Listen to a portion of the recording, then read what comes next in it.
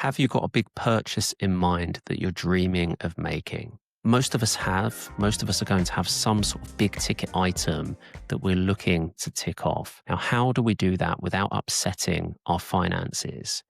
Well, these bigger purchases, they have the potential to make our lives much better. So they can be really exciting. It can be great fun looking forward to making that big purchase, whether it's a property we're looking to buy, whether it's a new car, an exotic holiday. They also have the potential, however, to upset our finances and impact them for a really long time. So, how do we avoid that happening? Well, the first step is to identify the true cost of those bigger purchases. Now, we want to capture that in advance. So, the key here is planning. The sooner we can identify what our objective is and when we'd like to achieve it, as well as what the true cost of that purchase will be, the better the opportunity we'll have to make it happen without upsetting our finances too much. So, what do we mean by the true cost of that purchase? Well, with most big ticket items, there might be things that come along with it.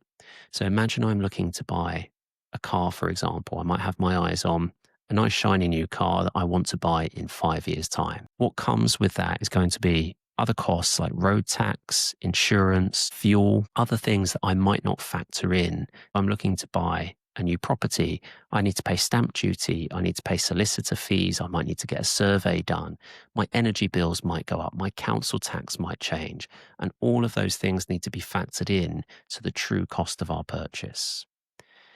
Once we know how much that purchase is going to cost us and we've decided that it's in budget, we should set a timeline for that goal. We've got a much better chance of achieving that goal and doing it deliberately as opposed to making it an impulse purchase if we can set out a timeline for it. Okay, so it might be I'm buying that car again in 5 years' time, I'm buying that house in 7 years' time, whatever it might be. Once we do that, we can now gear our finances towards achieving that goal. This is where we need to prioritize. It might be that you need to reduce your existing outgoings. You might need to give something up in order to facilitate that goal. So again, if I want to buy that car in 5 years' time, I need to think about how important that is to me. Am I willing to give up a meal out every month? Am I willing to give up a holiday every year? Am I willing to give up other things to facilitate achieving that goal? If I am, great. I'm going to commit to doing that.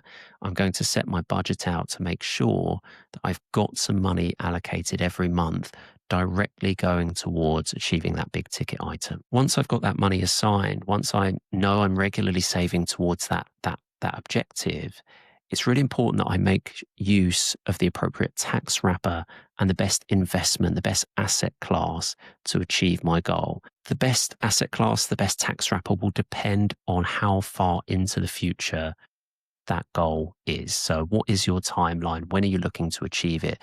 Are you going to do that by utilizing your pension? Is it going to be an ISA you invest in? Will it be cash savings? Will it be stocks, shares? How you'll achieve it will depend on what the goal is and when it sits in the future. We've got other videos around investing that will talk about how to identify the best vehicle dependent on the timeline you have in mind. So go and have a look at those if that's of interest.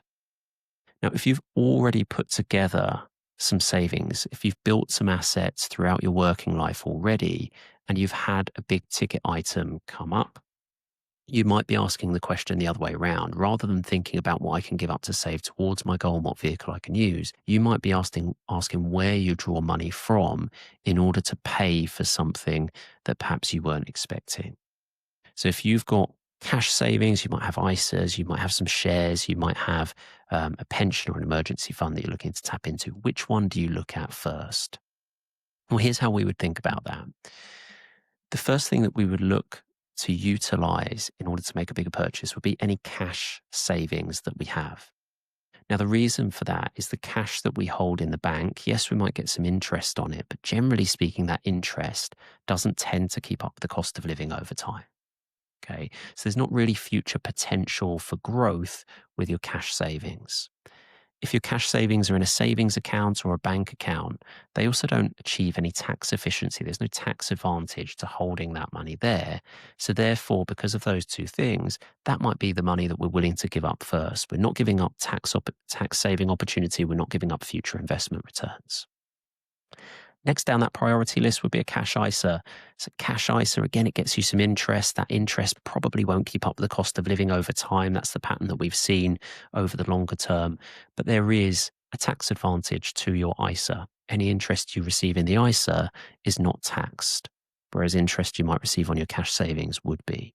So that's next port of call. We are giving up some tax efficiency here, but we're not giving up future investment returns. Next on our priority list is any unwrapped investments we might have. So these would be stocks and shares that we hold that are not in our pension, not in our ISA.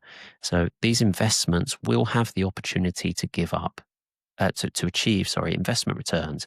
And if we take that money out, we're going to give up that opportunity. However, if these investments aren't in a tax efficient wrapper, we're not giving up growth that wouldn't be taxed. We're giving up growth that would achieve tax if we were to cash those investments in. So that's our next priority or next environment that we would be willing to dip into. Further down that list, we've got our wrapped investments. This would be our investment ISA, our stocks and shares ISA that has both investment opportunity, also has tax efficiency wrapped around it in the form of the ISA.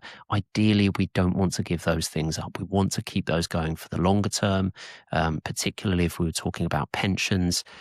You would want to leave those to tick away, grow and build for your retirement. The very last thing that we would want to give up, however, is our emergency fund. Now, that might have some crossover with your cash savings, but what we're saying here is we want everybody to keep an emergency fund designed to cover the cost of any repairs that might come about that are unexpected, periods of unemployment, anything that's unforeseen. We want to make sure that you have an emergency fund in place. So you might have significant cash savings that you're willing to use for your big ticket purchase.